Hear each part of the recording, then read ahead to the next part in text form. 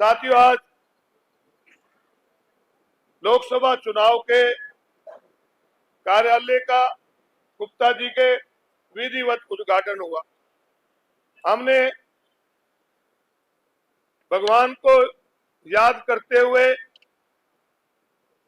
हवन यज्ञ कराया और हम सब ये प्रार्थना भी करते हैं कि भगवान गुप्ता जी को सफलता दे ताकि इस देश का प्रजातंत्र बच सके। साथियों, अभी सैनी साहब ने जिस प्रकार से बताया, चुनाव बहुत हुए, यहाँ बहुत चुनाव हमने खुद भी लड़े, जीते भी, हारे भी, आप लोगों ने लड़ाए भी, परंतु जो ये चुनाव है, ये चुनाव सबसे अलग चुनाव। ये चुनाव इसलिए अलग है कि जब देश आजाद हुआ था, देश की आजादी के लिए ना जाने कितने ही हमारे स्वतंत्रता सेनानियों ने जेलें काटी, कितने ही हमारे शहीदों ने हंसते हंसते फांसी के फंदे चूमे, सीने पे गोलियां खाई, लाठियां खाई, तब जाके हमारा देश आजाद हुआ। और देश आजाद होने के बाद हमारा एक सपना था कि हम सबको एक ऐसा संविधान मिले जिसमें सबके बराबरी के अधिकार हो। और हम नमन करते हैं बाबा साहब भीमराव अंबेडकर को कि जिन्होंने संविधान के अंदर इस देश के हर व्यक्ति को बराबर के अधिकार दिए। देश की आजादी से पहले हमारे वोट का अधिकार भी चंद बड़े लोगों को होता था। बहुत बड़े बड़े सरमाएदारों को, जेलदारों को, जगीरदारों को, आम आदमी को वोट का अधिकार नहीं था। परंतु देश की आजादी के बाद 26 जनवरी 1950 को जब हमारा संविधान लागू हुआ, इस देश के हर नागरिक, चाहे कोई गांव में रहता था, शहर में रहता था, कोई बड़ा था, छोटा था, किसी भी धर्म और जाति से जुड़ा था, सबको वोट का अधिकार देकर बाबा साहब ने हमें सम्मान दिया। परंतु आज उस संविधान को ये पैरों तले रोंदने का काम कर रहे हैं, उस संविधान को बदलने का काम कर रहे हैं। जो लोकतंत्र के अंदर सबको बोलने की आजादी थी, आज उस लोकतंत्र को कमजोर कर रहे हैं। इसलिए चुनाव बहुत अहम चुनाव। वैसे तो ये बीजेपी की विचारधारा है, आरएसएस की विचारधारा से जुड़े हुए लोग शुरू से ही हमारे गरीब आदमी के पक्ष में नहीं। ये तो पूंजीपतियों की पार्टी है और इनका असली चेहरा सामने आ गया जब बीजेपी के एक सांसद ने ये कहा कि संविधान को बदलने के लिए हमें 400 से ऊपर एमपी चाहिए। इसलिए हम कह रहे हैं कि अब की बार 400 पार, ताकि संविधान बदलकर जो हमारे एससी बीसी भाइयों को आरक्षण मिल रहा है उसको भी ये खत्म कर सके। ये सोच है इनके साथ, इस सोच के तहत ये लड़ रहे हैं। परंतु साथियों, आज हो सकता है कि हमें आपस में कोई ना कोई मनमुटाव हो। एक गांव के अंदर सरपंची के चुनाव में हो गया हो, पंची के चुनाव में हो गया हो, जिला परिषद के चुनाव में हो गया हो, हम आपस में ये सोच लें कि हमने सरपंची में आपने सामने खड़े थे, तो फिर हम एक गुप्ता जी ने देंगे, एक बीजेपी ने देंगे, फिर तो जीतते ही नहीं, फिर तो अपने आप ही है। एक गांव में एक बार एक बंदर बढ़ गया, और जब बंदर बढ़ गया सारे गांव के लोग लठ लेकर चलती है उसके पीछे पीछे। तो एक आदमी आवा था मेरे पर का, कहने लगा भाई तेरे पीछे सारा गांव लग गया। कहा क्या तेरे गल कौन? क्या कोई भी नहीं। और लठ लेकर गांव के लोग लड़ने लगा, इसके लिए मैं। ऐसा ना करियो, सारे के सारे गठबंधन के उम्मीदवार को वोट, तब जाके हमारा लोकतंत्र बचे। और ये जो कह रहे हैं ना अब की बार 400 पार, और मीडिया कहते हैं 450 पार, विधानसभा के चुनाव में भी कहा थे अब की बार 75 पार, और मीडिया कहता था 80 पार रह गए थे नहीं 40 पे। ये 400 पार वाले 200 के नीचे रहेंगे। परंतु आप लोगों ने एक मजबूती से चुनाव लड़ना है। साथियों, चुनाव जो होता है वो कार्यकर्ता लड़ते हैं। और कार्यकर्ता जब एक जुनून से उठ पड़ता है तो कोई ताकत नहीं कि उनको हरा दे। मुझे एक वाक्य याद है, कई बार हम ये सोच लेते हैं कि हमारे जो मीडिया के साथी खड़े हैं ना, ये कई बार गाँव में जाते हैं, हमारी भोली वाली महिलाओं के आगे लगा दें कितना वोट दोगे, क्या मोदी ने भाई सारे डर हैं। ऐसा कुछ नहीं। हमें याद है कि एक बार इमरजेंसी हटी थी, और इमरजेंसी हटी थी तो डर भी था लोगों के मन में, तो लोग कम आ रहे थे, तो शिवराम वर्मा जी मंत्री होते पहले वो आगे कहने लगे कार्यकर्ता के बाद डरे बैठे हो, लोग कम आवे, लोग तो बुक्कल में इडलियों बैठे, चुनाव आंट दो। ये चुनाव में बुक्कल के इडलियों बैठे सारे लोग तैयार, सारे जिन्हें पूछ लियो कोई कास्टिन के साथ है ही नहीं, ये तो जाति और धर्म में बांटने वाले लोग हैं, हमें सभी लोग तैयार है। और एक और कह दूं, बड़ी कड़वी बात है, ये चुनाव में आपको पंजाब के अंदर कांग्रेस ने क्या कहा, ये भाषण भी सुनाना आवेंगे आम आदमी पार्टी वालों ने, और आम आदमी पार्टी ने पंजाब में क्या कहा वो कांग्रेस के कार्यकर्ताओं को भी सुनाना आवेंगे। थाने कोई भी सुनावा ना, तो हमने यूं कह दियो चाहे माना गालियां काट ले, वोट गुप्ता जी ने ये प्रण ले थाने में भी ना बुलान जाऊं ना, जब भी कह दियो।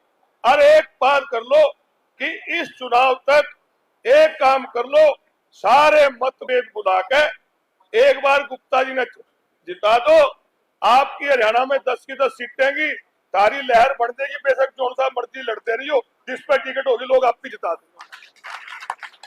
यू चुनाव जीत लो, अगला तो तुम आप भी जीत दोगे, तो भाई यू काम करतोगे, लड़ोगे तो नहीं आपस में सारे साथी। हाथ खड़ा करके गुप्ता जी ने विश्वास दिला दो कि गुप्ता जी ये सारे कार्यकर्ता हमारे साथ लड़ सके, सारे के लड़ेंगे, लोगों के लड़ेंगे, सारे वास्ते लड़ेंगे। तो ये बस यही है। एक बात सैनी साहब ने और कही भाई कि पेवा सबसे ज्यादा वोटों से जिताएगा।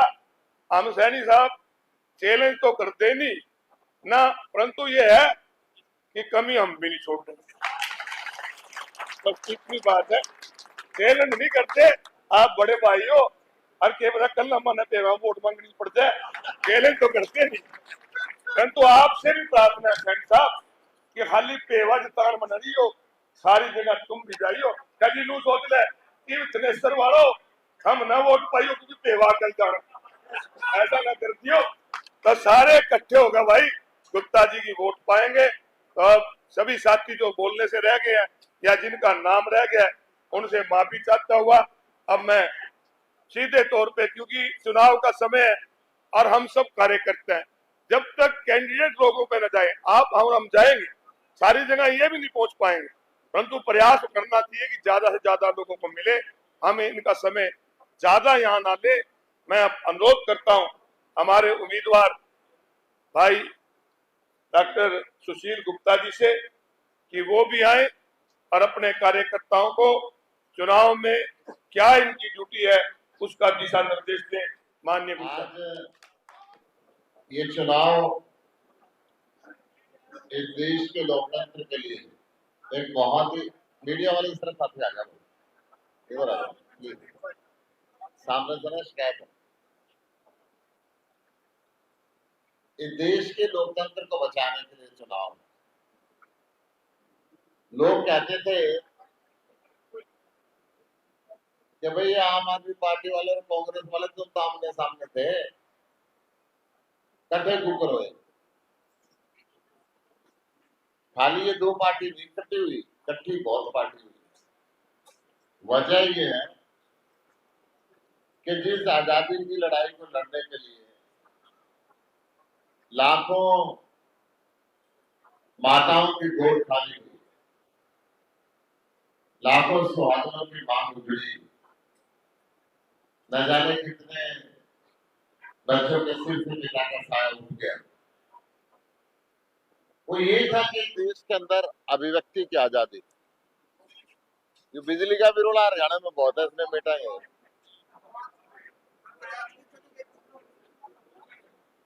देखो भाई आगे बिजली का रोला भी मिटना है।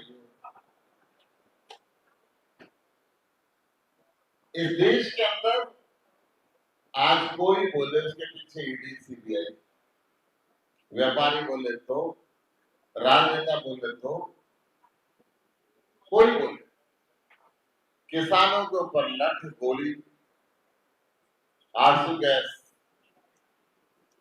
संपत्ति कोर्ट की बात है, विपक्षी दल के नेताओं को जेल में बंद करना, ईवीएम की मशीन पे जब सुप्रीम कोर्ट ने फैसला दिया कि देश में निष्पक्ष चुनाव के लिए जरूरी है चुनाव आयोग की नियुक्ति करने वाले लोग निष्पक्ष हों, फैसला दिया कि एक सुप्रीम कोर्ट का मुख्य न्यायाधीश, एक देश का प्रधानमंत्री और एक नेता प्रतिपक्ष, इन्होंने उसको पलट लिया। तब एक प्रधानमंत्री, एक उसका मंत्री, एक नेता प्रतिपक्ष, 66% बीजेपी के, 33% विपक्ष।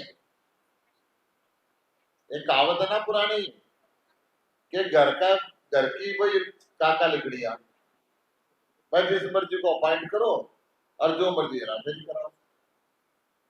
इनकी हेराफेरी चंडीगढ़ के चुनाव में भी पकड़ी गई, सारे देश में देखा, सुप्रीम कोर्ट ने कहा कि लोकतंत्र की हत्या है।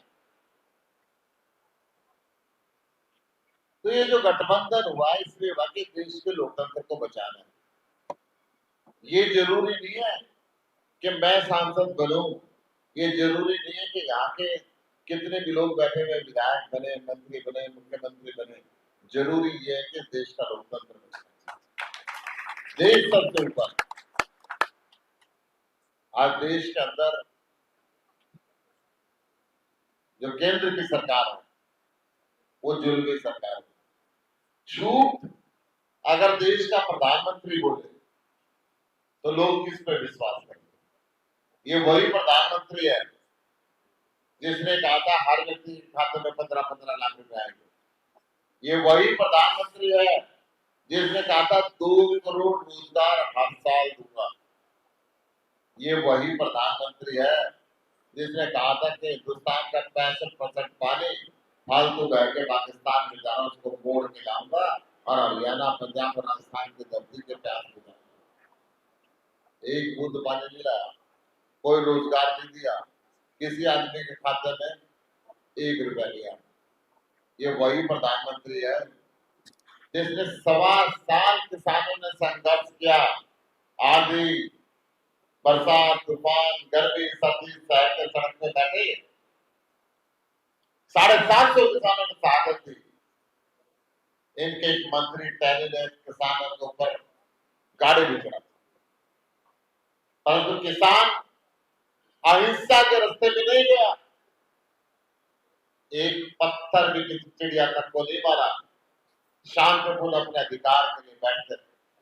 जब न केवल हिंदुस्तान बल्कि दुनिया के सारे मुल्कों ने देखा कि हिंदुस्तान का किसान किस तरीके से 1.25 साल से सड़क पे बैठा हुआ है, हर मौसम को अपने सिर के ऊपर से गुजार दिया, तब प्रधानमंत्री ने तीनों काले कानून माफी मांग के वापस लिए और वायदा किया कि मैं एमएसपी की गारंटी का कानून संसद में लेकर आऊंगा।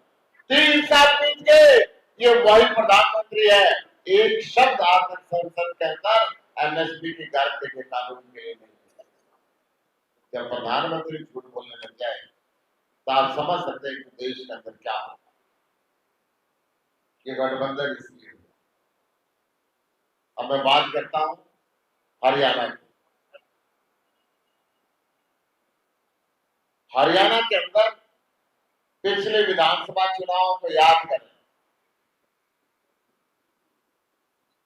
बीजेपी और जेजेपी के अंदर एक गुप्त समझौता हुआ कि तुम मुझे गाली दियो और मैं तुझे गाली दूंगा, किसानों की वोट मैं दूंगा और बाकियों की वोट तुम ले लो। दोनों ने एक दूसरे को गाली दे दे के बीजेपी और जेजेपी ने वोट ली और फिर एक दूसरे की गोद में बैठ के मलाई का गठबंधन करते, भ्रष्टाचार का गठबंधन करके, बेईमानी का गठबंधन करके, एक सोची समझी चाल के तहत ये अलग अलग चुनाव लड़े और आज फिर वो ड्रामा दोबारा करने के लिए जनता के साथ उस गठबंधन को तोड़ के ये कह दिया अलग अलग लड़ेंगे कि बस तू अलग वोट काटी और मैं अलग वोट काटूंगा। जनता समझ चुकी है कि तुमने एक मकसद को लेकर चुनाव लड़ा था और एक मकसद को लेकर गठबंधन बात किया और एक मकसद को लेकर आज आप इस गठबंधन को तोड़ रहे हैं। हरियाणा की जनता को पूरा ना समझे तो मैं वोट नीयत में मिलने वाले नहीं है। वोट काटने के लिए तो बहुत से लोग खड़े करेंगे, आएंगे जगह जगह, परंतु अब इनकी दाल करने वाले नहीं। यहां से अगर मैं कुरुक्षेत्र की बात करूं, उससे पहले हरियाणा सरकार के थोड़े से कारगुजारी में आपको बताना चाहता हूं। ये वो हरियाणा प्रदेश है जहां के हर गांव के अंदर कोई धर्म था, कोई जाति था, आपस में के अंदर परिवार का रिश्ता होता। एक बच्चे की शादी होती थी तो बारात आते थे, हर गांव के हर घर से दूध का लोटा था।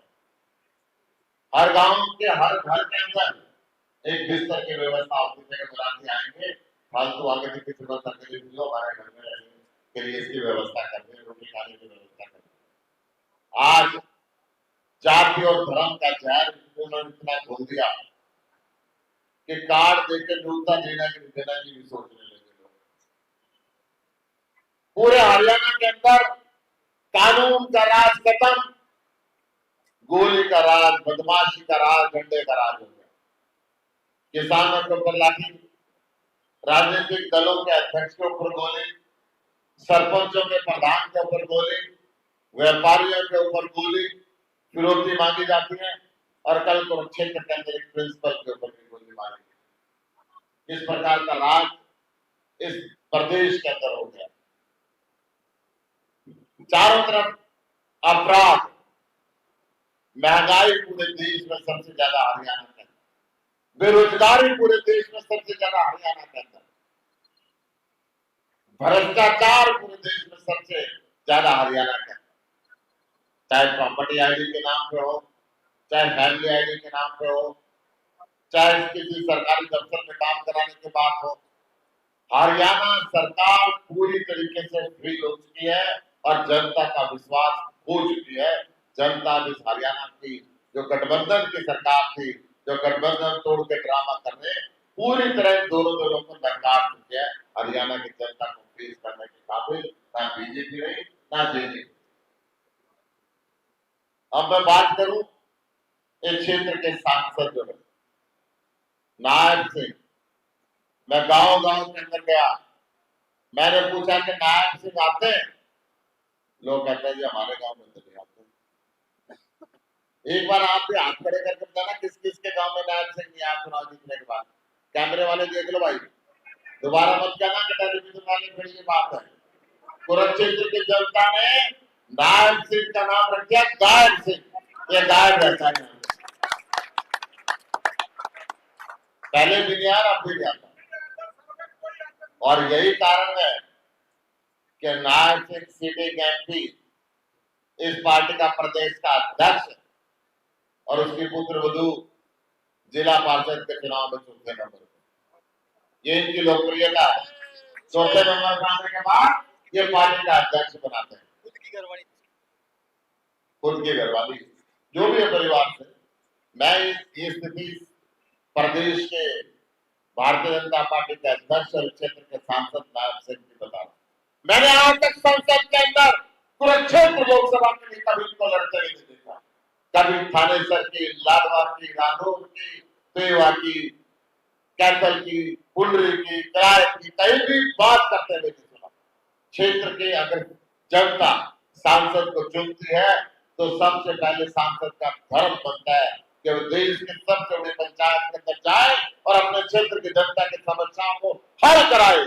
वहां पर उसकी आवाज को चीख चीख कर बोले कि मेरे क्षेत्र की जनता की आवाज है, मेरे क्षेत्र के अंदर ये जानकारी है, मेरे क्षेत्र के अंदर ये कमियां है, ये कमियां पूरी करनी पड़ेगी चाहे सरकार की। मैं आपको विश्वास दिलाना चाहता हूं, आपका ये बेटा, आपका ये भाई संसद के अंदर प्रधानमंत्री की आंख में आंख डाल के हर रोज आपकी आवाज बन के वहां पर बोलेगा और यहाँ से पैसा यहाँ में लाके इस क्षेत्र के विकास में सुशील गुप्ता सुशील गुप्ता आज से पहले भी राज्यसभा का सांसद होने के नाते किसान की आवाज, व्यापारी की आवाज, मजदूर की आवाज मैं संसद के अंदर उठाता था। आप मेरे संसद की वीडियो निकाल कर देख लें। जब हरियाणा के अंदर बाढ़ आई, तूफान आया, तब भी हमने मांग की थी कि यहाँ पोर्टल का खेल मत खेलो, यहाँ के किसानों को राहत पहुंचाओ। जब हरियाणा के कुरुक्षेत्र के अंदर इतना इतना पानी घरों के अंदर भर गया था, तब भी नायक से कहीं विदेश में घूम रहा था और हम भी आगे गलियों के अंदर घूम रहे थे, पूरे प्रदेश की गलियों के अंदर घूम रहे थे कि राहत का कार्य होना चाहिए। कुरुक्षेत्र के अंदर मैं धार्मिक कार्यों से पहले से जुड़ा हुआ हूँ। ये जो 18 मंजिल का एक मंदिर सरोवर के तट पे आपने देखा होगा बन रहा है, मैं उसका अध्यक्ष हूँ। ज्ञान मंदिर ट्रस्ट और एक 200 कमरे की धर्मशाला और मंदिर है, ब्रह्मपुरी क्षेत्र ट्रस्ट, मैं उसका भी अध्यक्ष हूँ। यहाँ पे हम एक 2 एकड़ के अंदर बिरला जी से जमीन लेकर दरबार हॉस्पिटल भी बना रहे हैं सरोवर के तट पे। शिक्षा और चिकित्सा के क्षेत्र के अंदर मैं पहले से समाज के साथ जुड़कर सेवा करता रहा हूँ। अग्रसेन हॉस्पिटल का नाम आपने सुना होगा, पंजाबी बाग के अंदर समाज का 450 बिस्तर का हॉस्पिटल है। पिछले 40 साल से हम उस ट्रस्ट के माध्यम से जनता की सेवा कर रहे हैं और आज की तारीख में 60 करोड़ रुपए साल की चैरिटी उसके अंदर करते हैं। हॉस्पिटल है बहादुरगढ़ के अंदर भी एक 900 बेड का हॉस्पिटल बन रहा है, सुपर स्पेशलिटी हॉस्पिटल, करीब 900 करोड़ रुपए का वो प्रोजेक्ट है। समाज से चंदा मांग के 450 करोड़ रुपए हम वहां पे लगा चुके हैं। उसमें नर्सिंग कॉलेज शुरू हो चुका है, मेडिकल कॉलेज की ओपीडी भी शुरू हो चुकी है, हॉस्पिटल की ओपीडी भी शुरू हो चुकी है, बाकी निर्माण कार्य काफी गति पे है। ऐसे द्वारका के अंदर 100 बेड का हॉस्पिटल है और एक प्राकृतिक चिकित्सालय ईस्ट फतेहाबाद के अंदर। धार्मिक संस्थाओं से मैं काफी जुड़ा रहा, वृंदावन के अंदर, खाटू श्याम जी में, हरिद्वार में, अनेकों जगह अनेकों धर्मशालाओं के निर्माण के अंदर मैं सहभागी रहा हूँ। और आपके बीच के अंदर रहते हुए मैं ये इस बात इसलिए बता रहा हूँ कि जो 200 रुपए की कुर्ते की धोड़ी बड़ी लाभ है, इसको पसारने की आदत तो पड़े गई है भाई। कुरुक्षेत्र के लिए वो पसारेंगे तो यहाँ के तगड़े तगड़े बड़ी है, बम्बई, कलकत्ता, मद्रास गए हुए, उनसे हाथ जोड़ के यहाँ भी पैसा लगवाएंगे और यहाँ भी धार्मिक और सामाजिक और चिकित्सा और शिक्षा संबंधित संस्थाओं को खुलवाने का पूरा प्रयास करें। और भाई बढ़िया हाँ तो घाटा है काम के। केजरीवाल ने सिखा रखा है कि राम के सिवाय किसी से डरना नहीं है, या तो बिरादरी भाईचारे से डरो या राम से। ये जो धमकी धमकी सरकार देती है काम करते नहीं डरते, भीतर राखो बाहर राखो एक ही बात है, इनकी छूट है, यहाँ राखो तो वहीं से काम करेंगे। परंतु मैं ये कह रहा हूँ कि भारत सरकार से भी पैसे लाएंगे और हरियाणा सरकार से भी इस कुरुक्षेत्र लोकसभा का हक पूरा यहाँ पे लगेगा, ताकि ये विकास के अंदर ये क्षेत्र आगे बढ़े। आपके बीच में रहूंगा, नायक की तरह गाइड नहीं रहूंगा, जब बुलाओगे गांव में आऊंगा, मेरे को जो ग्रांट मिलेगी गांव में सबके सामने बात करूंगा, कोई चोरी चुराई का रास्ता के बीच में नहीं रहेगा। एक बार मैं आपसे हाथ जोड़ के प्रार्थना करता हूँ कि जब गठबंधन होता है वो सोच लो एक नया रिश्ता बने, घर में बालक पैदा हो नया रिश्ता बने, घर में बहू आवे नया रिश्ता बने, घर में बटे हुआ है नया रिश्ता बने।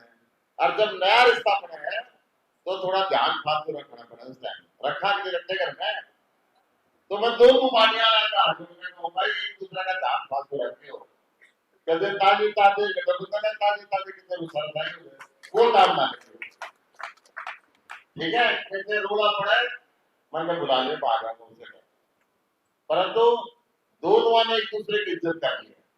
और जब आप दोनों एक दूसरे की इज्जत कराएंगे ना तो दुनिया की कोई ताकत नहीं, इस सीट में 2 क्या है भूमंतर नहीं अलावा कोई आदत के जमाने में। तो मैं आपका हाथ जोड़ के आपसे प्रार्थना करता हूँ कि चुनाव को आप अपना चुनाव समझे, इस चुनाव के अंदर जैसा भी कंट्रीब्यूशन आपका हो सके आप वो कंट्रीब्यूट करो, क्यों ये बड़े बड़े हाथी लड़ेंगे, बाकी ये सारे हाथी दादड़ हो गए, बाजदे अंदर पाँव है आपको, आप पूरी ताकत के साथ लड़ेंगे और आप इतनी बड़ी संख्या के अंदर आए, ऑफिस के उद्घाटन के ऊपर आए, तो मैं आपका दिल से आभार व्यक्त करता हूँ। विशेष तौर पे ये जो 2-3 दिन के अंदर संख्या भाई दर्शक दोबारा मैं इसमें तैयार करा दिया, ये दोनों ऑर्गेनाइजेशन में विशेष आभार व्यक्त करता हूँ कि यहाँ से जो सिस्टम बन गया है। और एक बात हो रहा है, कई बार ये शिकायत आती है मेरे प्रोग्राम का पता नहीं चलता।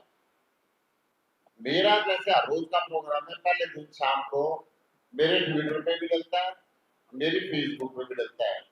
बाकी जितने सीनियर लोग हैं कई बार ट्विटर और फेसबुक चलाते हैं, व्हाट्सएप का सबको पता होता है।